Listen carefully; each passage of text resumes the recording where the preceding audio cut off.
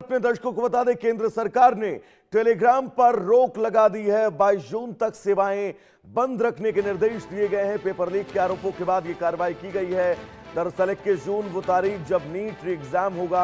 NTA ने फैसले का स्वागत किया है। परीक्षा की निष्पक्षता हमारी प्राथमिकता है, ये बात एनटीए की तरफ से कही गई है। नीट एग्जाम से पहले केंद्र सरकार ने बड़ा कदम उठाया है। सरकार ने मैसेजिंग प्लेटफॉर्म टेलीग्राम पर अस्थायी रोक लगाने का फैसला किया है।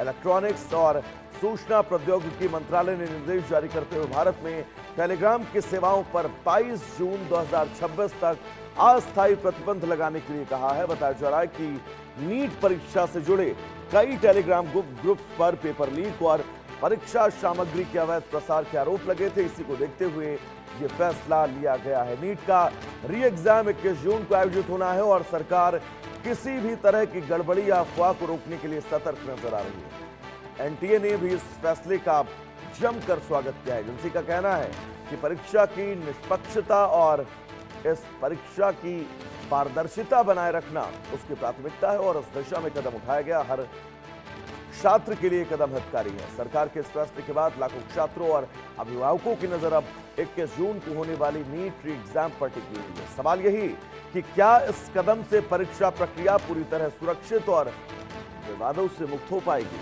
बहुत सारे सवाल नीट एग्जाम को लेकर, लेकिन इन सवालों के बीच अब सरकार ये पूरी कोशिश कर रही है कि नीट एग्जाम को लेकर अब आगे सवाल न उठे। मनोहर केसरी इस वक्त हमारे साथ जुड़े हुए हैं, सहयोगी हैं हमारे। मनोहर, टेलीग्राम को बैन किया गया है, इसके पहले भी तमाम वो एहतियातन कार्रवाइयां की गई ताकि नीट एग्जाम को लेकर जो सवाल उठे उन सवालों से अब आगे बचा जा सके जवाब देने से। एक बार बताइएगा विस्तार से फैसला क्या है मनोहर?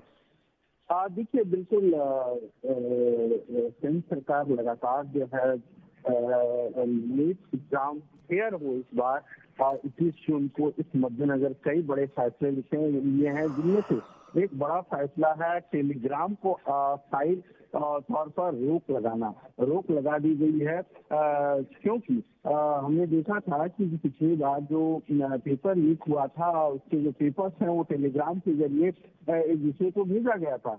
तो ऐसी स्थिति में सरकार ने ये अस्थायी रोक लगाई है और सरकार की ओर से जो फैसला लिया गया है वो टेक्नोलॉजी एक्ट 2000 की धारा जो 69 है उसके तहत लिया गया है। उसके तहत जारी किया गया है, जो 22 जून 2026 को खत्म हो जाएगा। जी बिल्कुल, क्योंकि ये बताया गया है कि केंद्रों पर भी कुछ अलग व्यवस्थाएं इस बार रहने वाली हैं। छात्रों को लेकर जो नीट का एग्जाम देने सेंटर पर पहुंचेंगे उन छात्रों की चेकिंग को लेकर भी अलग व्यवस्थाएं हैं।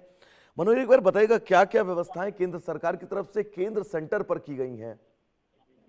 देखिए, बिल्कुल कल भी केंद्रीय गृह मंत्री अमित शाह ने एक हाई लेवल की बैठक इसे लेकर के की है। जो तमाम सेंटर्स होंगे उन सेंटर्स की चेकिंग की व्यवस्था हो, सुरक्षा की व्यवस्था हो, इन सारी चीजों को लेकर के एक बड़ी बैठक कल हुई है और सभी कंसर्न डिपार्टमेंट को कह दिया गया है और ये आश्वस्त किया गया है कि इस बार जो है किसी तरह की दिक्कत न आए। इससे पहले जब राजनाथ सिंह के घर पर पहले बैठक हुई थी और धर्मेंद्र प्रधान भी इसमें शामिल थे, तो ये भी फैसला लिया गया है कि सेंटर तक जो पेपर पहुंचाया जाएगा वो एयरफोर्स के जरिए जो है सेंटर तक पेपर पहुंचाया जाएगा ताकि लीक की कोई संभावनाएं ना हो।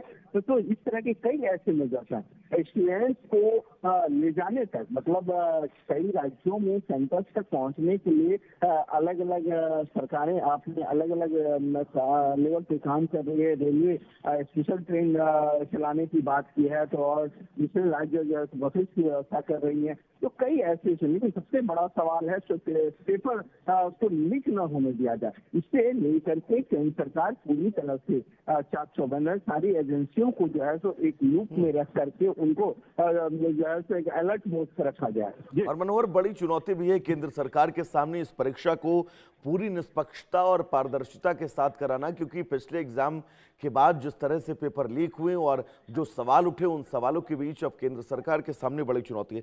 मनोहर, समय सीमा बढ़ाने को लेकर भी कोई अपडेट है? क्योंकि कहा जा रहा है 15 मिनट शायद बढ़ाए गए हैं इस परीक्षा को लेकर।